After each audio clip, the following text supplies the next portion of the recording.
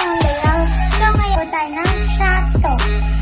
Ang larong ito ay sikat sa mga bataan sa Bisaya at ang larong ito ay tinatawag na Dio. Gumagamit ito ng mga patat at may kanya-kanyang mga sukat. Kinakailangan ito ng mga madaming kalahok. Kinakailangan bilis na pagtakbo at malakas na pagpatak at pagtalong. So ano pang hinihintay niya? Kaya!